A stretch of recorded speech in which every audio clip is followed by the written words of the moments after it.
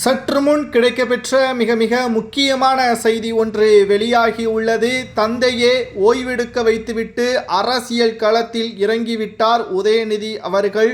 முழுவதுமாக அரசியலில் கட்டுப்பாடுகள் அனைத்தும் தற்பொழுது உதயநிதி அவர்கள் எடுக்கக்கூடிய முடிவுகள்தான் திமுகவில் என்ற தகவலும் கிடைக்கப்பெற்றுள்ளது.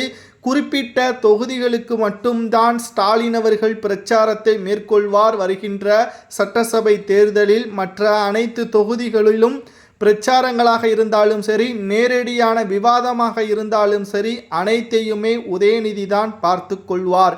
தற்பொழுது கள நிலவரம் எப்படி இருக்கிறது என்று நாம் பார்க்கும் பொழுது, திமுகவை பொறுத்தளவிற்கு உதயநிதி, அதிமுக கூட்டணியை பொறுத்தளவிற்கு எடப்பாடி பழனிசாமி அவர்கள், நயினார் நாகேந்திரன், தமிழக வெற்றி கழகத்தை பொறுத்தளவிற்கு விஜய் அவர்கள், நேருக்கு நேராக மோதல்கள் உருவாகிவிட்டது. கிட்டத்தட்ட ஸ்டாலின் அவர்கள் இனி எந்த ஒரு பரப்புரையும் பேச மாட்டார். அவர் முழுவதுமாக ஓய்வில்தான் இருக்க வேண்டும்.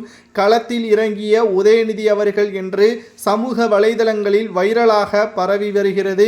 குறிப்பாக திராவிட முன்னேற்ற கழகம் இரண்டாவது முறை ஆட்சியை அமைத்துவிட்டால் முழுவதுமாக உதயநிதி அவர்கள்தான் அடுத்த கட்ட அரசியல் தலைவர் என்பதையும் இறுதியாக நம்மால் கூற முடியும். ஏனென்றால் கலைஞர் அவர்கள் உடல்நிலை குறைவாக இருந்த பொழுது 2021 சட்டசபை தேர்தலுக்கு முன்பாகவே களப்பணிகளை ஆற்றி கிட்டத்தட்ட வடமாநிலங்களில் இருந்து அரசியல் ஆலோசகர்களை வரவழைத்து திமுகவை வெற்றியடைய வைத்தார் ஸ்டாலின் அவர்கள். அதே ஃபார்முலா, அதைவிட ஒருபடி மேலாக உதயநிதியின் திட்டம் வெற்றியடையுமா என்று கேட்டால் கேள்விக்குறிதான்.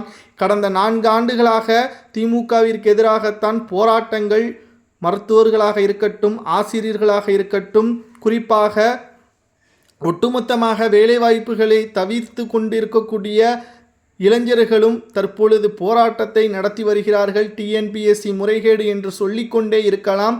உதயநிதி அவர்கள் பிரச்சாரத்தை போதுமான அளவிற்கு திட்டமிடுதல் இல்லை என்றால் எதிரணியாக இருக்கக்கூடிய அதிமுக, தமிழக வெற்றி கழகம் திமுகவை எதிர்க்கட்சி அந்தஸ்தை கூட இழக்க நேரிடும்.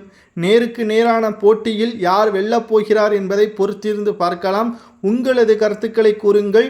உதயநிதி அரசியலில் வெற்றியாக மாறுவாரா அல்லது தோல்வியின் கடைசிற்கு செல்வாரா என்பதை கமெண்ட் வாயிலாக தெரிவிங்கள்.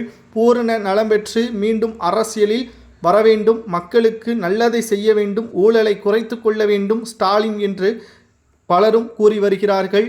இதை பற்றியும் உங்களது கருத்துக்களை கமெண்ட் வாயிலாக கூறுங்கள்.